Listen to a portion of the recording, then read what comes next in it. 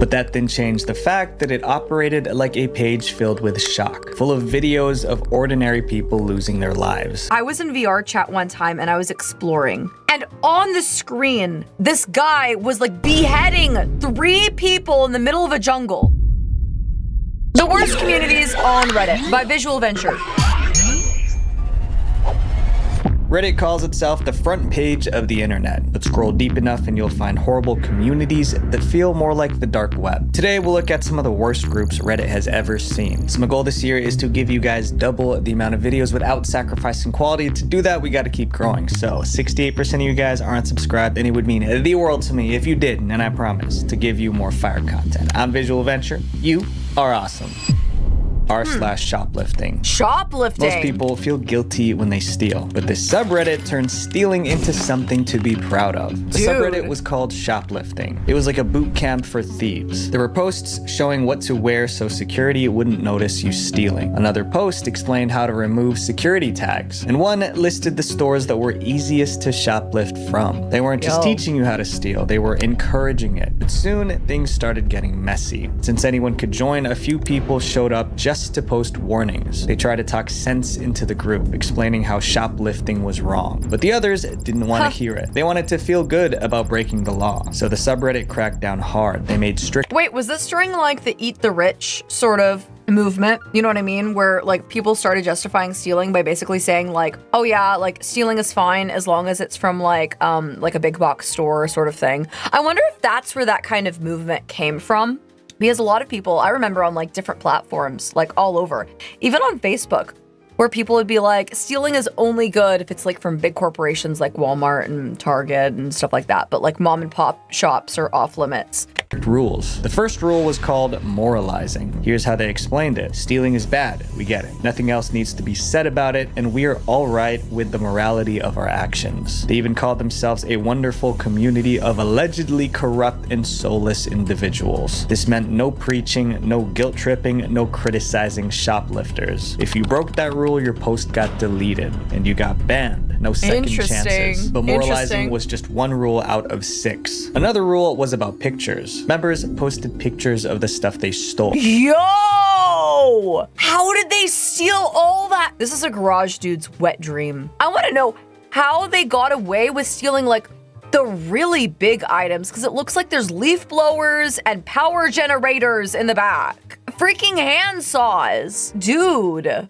Groceries, makeup, electronics, anything they could get their hands on. But the moderators wanted the pictures to be educational, so they made a rule called lack of information. It said all posts must now include a short description on how the items were lifted. Why does this feel like that's unfair, bro? That's unfair. If you're gonna post that picture with you getting all that free stuff, I want to know how you got it.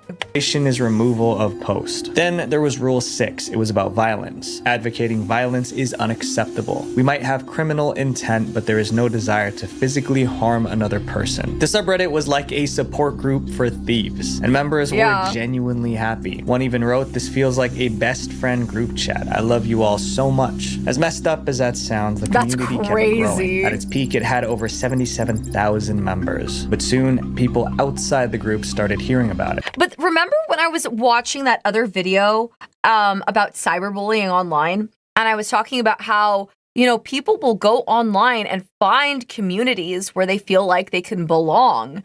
And like, if you've got a problem with shoplifting, there's so many places with like really negative aspects. It's been a thing for the past, I don't know, 15 plus years, 20 plus years. There's groups for like eating disorders and stuff like that. Like there's, for anyone that scrolls or doom scrolls TikTok, you've probably heard of like skinny talk and stuff like that, where, you know, people will talk about like their eating disorders and like how to like eat as little as possible and basically support groups like that for people that are going through like really toxic phases of their lives and finding communities surrounding that. Major vlogs and news sites picked up the story. Obviously, the general public wasn't okay with a community teaching 77,000 people how to shoplift. Reddit had to step in. In 2018, Reddit updated its content policy. They added a new rule that banned users from promoting stolen goods. The shoplifting subreddit clearly broke that rule. So in March 2018, Reddit shut it down permanently.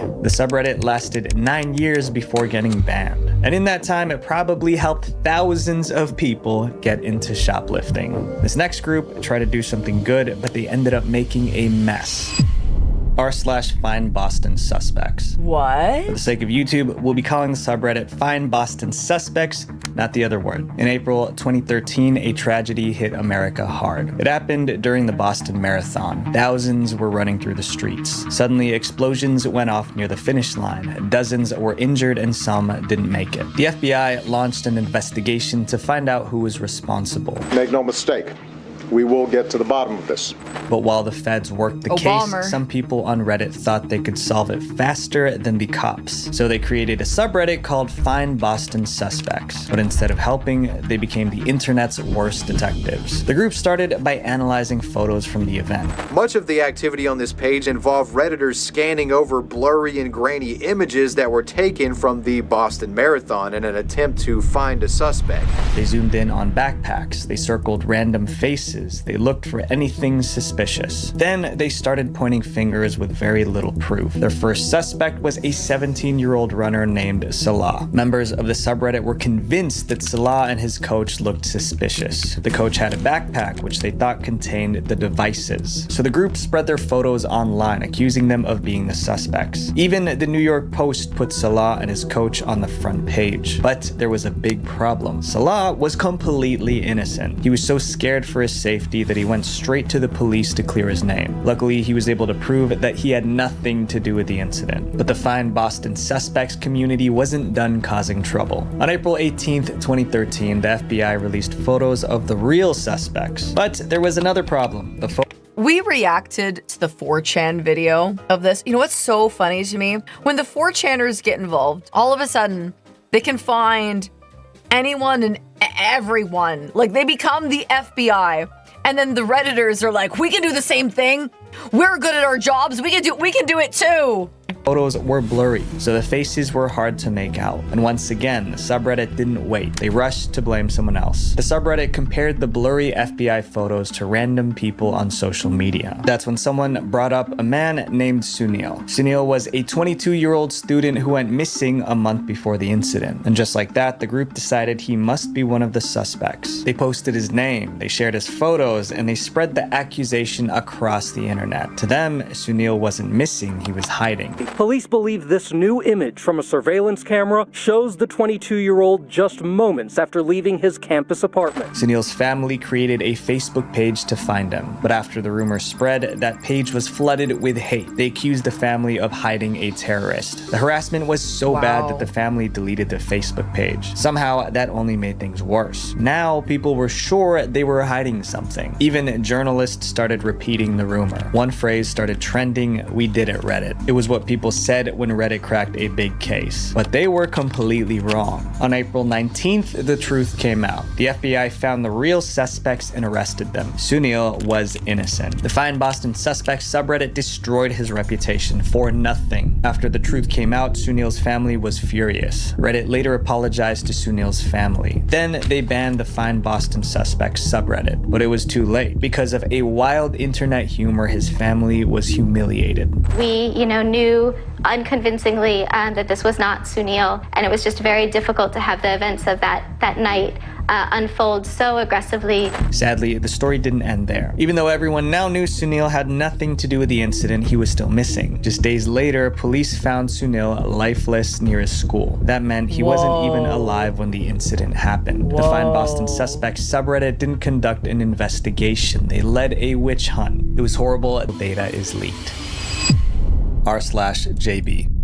For the sake of our channel staying safe from the YouTube hammer, we'll be calling this subreddit JB. The JB subreddit was full of creeps. Urban Dictionary defines JB as a girl who is too young, but still seen as attractive. From that definition alone, it's obvious what this community was about. Members of this group posted suggestive photos of young females. A lot of the images were stolen from Instagram, Facebook, and school websites. Some were even taken with hidden cameras. What these men were doing was disgusting, but they weren't hiding it, not even a little. In fact, JB was famous. The subreddit was extremely popular on the website. So popular that it even won Subreddit of the Year in 2008 via user poll. Let that sink in. JB won Subreddit of the Year. That means people actively voted for it. At one point, JB was the second most searched term on Reddit. That brings up the obvious question: how did Reddit allow this community to exist? When Reddit first launched, there were barely any rules. Users could post almost anything as long as it wasn't illegal. That's because Reddit's founders believed in free speech, and they defended again with the free speech stuff, kind of like the 4chan sort of idea. That belief even when it came to JB. Reddit's general manager at the time, Eric Martin, said that while he was disturbed by this group, it's not the place of Reddit to censor the users. Reddit bosses said having to stomach questionable subreddits like JB are part of the price of free speech on a site like this. Surprisingly, many people agreed. They were scared that if Reddit banned one community, it would start banning more, and that would kill free speech on the site. But then CNN got involved, and things got more complicated. In September 2011, a CNN reporter called Reddit out on national TV. He criticized them for hosting a community full of creeps. That report turned millions of people against JB and Reddit. You would think that would get JB banned, but the opposite happened. The CNN spotlight made JB more popular. The very next day, JB got 1.7 million views in a single day. That was the most attention the group ever received. JB seemed untouchable. Then one post brought everything crashing down. In October 2011, someone uploaded a new picture to the group, but the real problem wasn't the photo. It was a comment underneath it. The user claimed they had content of the same girl, and they were willing to share it in private messages. Dozens of members reached out to him asking for the files. The post stayed up long enough for people to screenshot it, and those screenshots spread beyond Reddit. That was the final straw. That was an actual crime. That night, Reddit banned JB. By 8 p.m. Eastern time, anyone who tried accessing the subreddit saw this message. The subreddit has been shut down due to threatening the structural integrity of the greater Reddit community. For some, the ban was long overdue. For others, it felt like the end of free speech. But looking back, it's obvious what JB really was: a community that normalized terrible behavior. This next Reddit community seemed like a joke, but they caused real pain to lots of innocent people.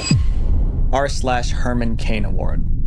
This group was accused of mocking the dead. It was like they celebrated when someone passed away. What the frick? Sounds insane, but if you understand how the group started, it begins to make sense. The subreddit was called HermanCainAward. It was named after a... I'm sorry, but unless they're like a massive killer, I don't know. I don't think it's right to be just celebrating the death of somebody. Like, they have to be like a pretty big villain. US politician Herman Cain. In early 2020, Herman Cain called the COVID pandemic fake news. Herman Cain kept attending crowded events. Weeks later, in July 2020, Herman Cain got sick and passed away soon after. 2 months later, the HermanCainAward subreddit was created, but it wasn't made to honor how he lived. It was created to mock how he died. The goal of the subreddit was simple. It shared stories of people who denied COVID and then got infected and didn't survive. Each post followed a formula. You'd see a screenshot of someone downplaying the pandemic or refusing the vaccine. Then you'd get an update from the same person announcing they've caught the flu.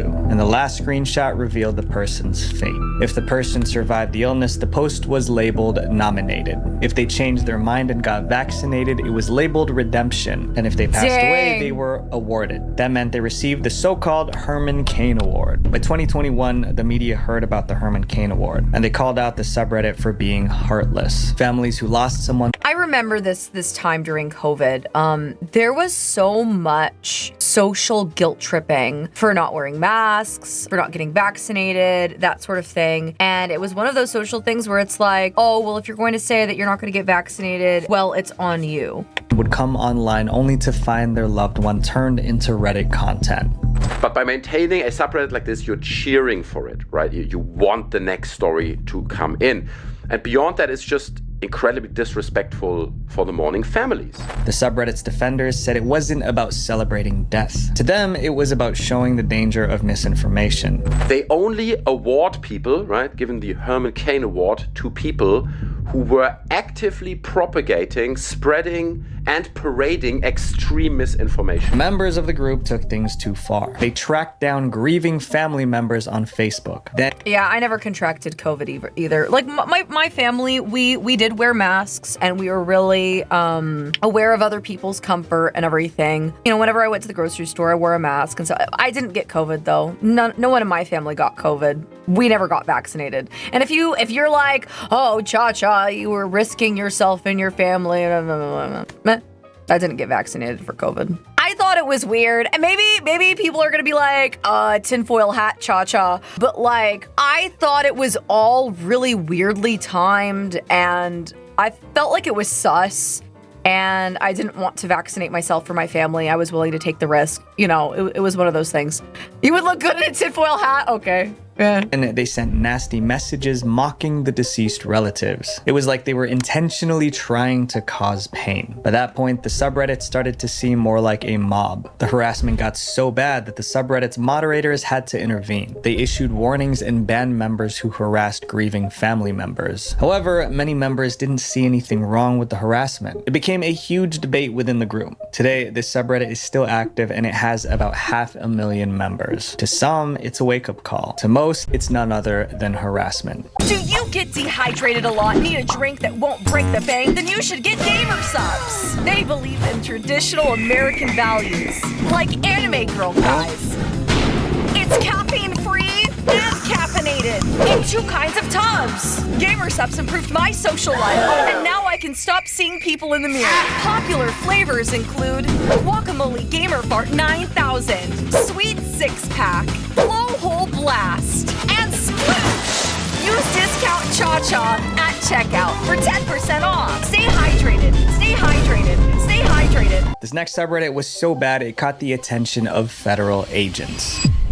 r/DarknetMarkets. The FBI has seized control of a controversial website which made buying drugs as easy as going to the store. In October 2013, the FBI shut down Silk Road. It was a website where people bought illegal stuff like substances, fake IDs, and stolen credit cards. People even ordered hitmen on Silk Road. If you want to know more about this website, check out the whole documentary I created about it. When Silk Road disappeared, it left a vacuum. Thousands of people were searching for the next place to get illegal goods. So someone created a Reddit group to solve that problem. It was called DarknetMarkets. DarknetMarkets didn't sell anything illegal, but it told you where to find it. The group was where dealers, hackers, and cyber criminals would hang out and talk about what happened on illicit marketplaces. If someone wanted to buy substances online, all they had to do was scroll through the subreddit, and they would find recommendations on the best places to buy from. It even had tutorials. Bro, they were out here like plugging people up through the Reddit subreddit. Help!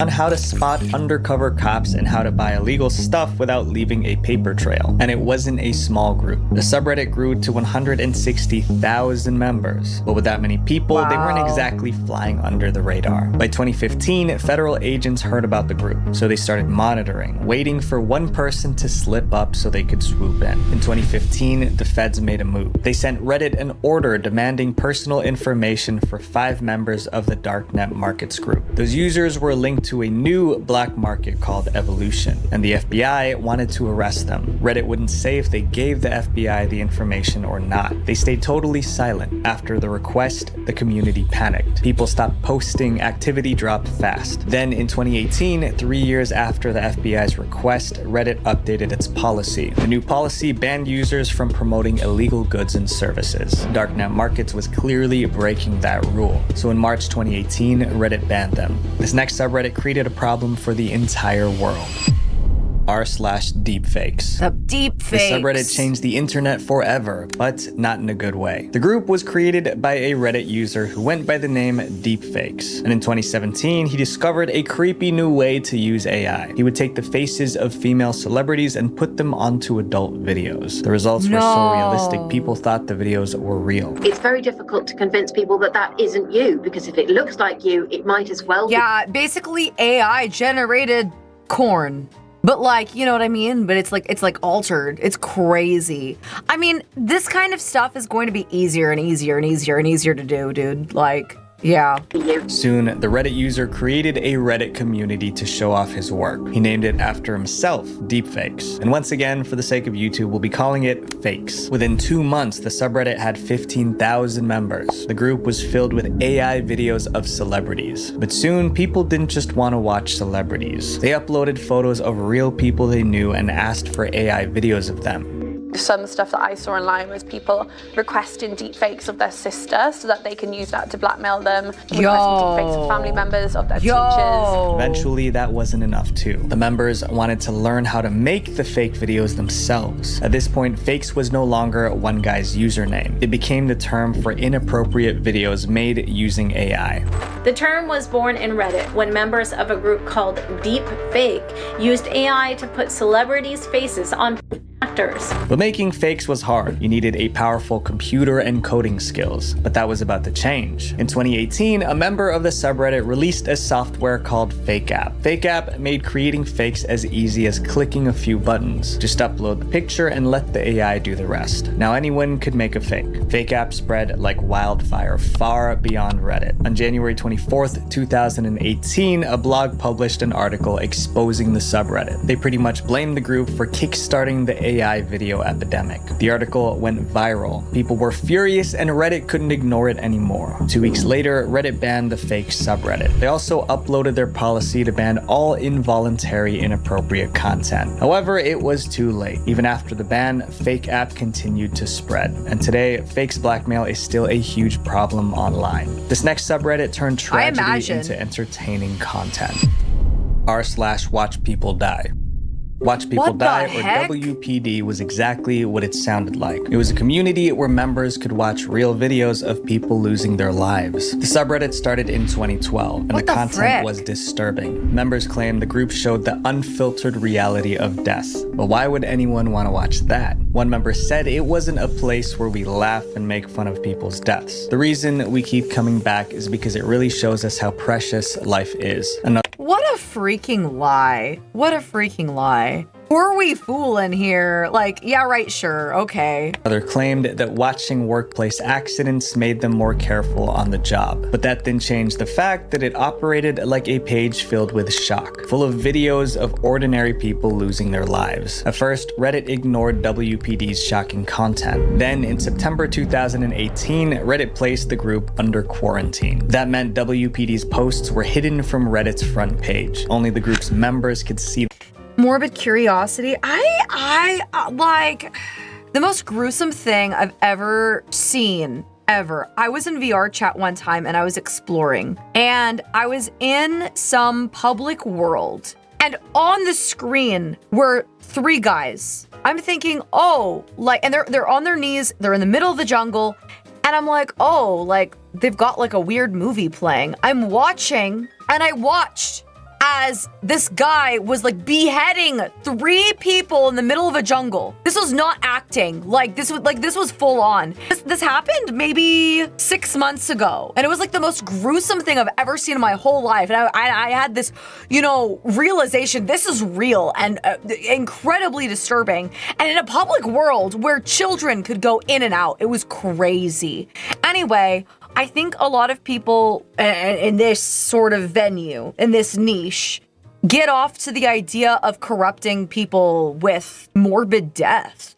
the content. Even in quarantine, WPD kept growing. By 2019, it had more than 400,000 members. However, with the kind of content being shared, it was only a matter of time before WPD got in trouble. And that moment came in March 2019. In March 2019, a tragedy in New Zealand led to multiple fatalities. The attacker live streamed the incident on Facebook, and the footage quickly spread across the internet. Eventually, it reached the WPD subreddit. This was exactly the kind of video WPD existed for, so they posted it. But the footage was too graphic. And out of respect for the victims and their families, Facebook, Instagram, and YouTube scrubbed it from their platforms. But WPD didn't. While other sites took it down, WPD kept the video up, and people were furious. Internet users begged WPD to remove it out of respect for the grieving families. But WPD didn't listen. Instead, they locked the thread. Then they posted this message: "The video stays up until someone censors us." The video is being scrubbed from major social media platforms, but hopefully Reddit believes in letting you decide for yourself whether or not you want to see unfiltered reality. At that point, it was WPD versus the world. Since WPD wouldn't budge, people put pressure on Reddit. And this time the pressure worked. A few hours after WPD posted that message, Reddit banned WPD. The ban was for posting content that incites or glorifies violence. The ban was a long time coming because turning people's final moments into content was just disrespectful. Yes. These Reddit communities didn't just exist. They grew but beyond disrespectful, abhorrent.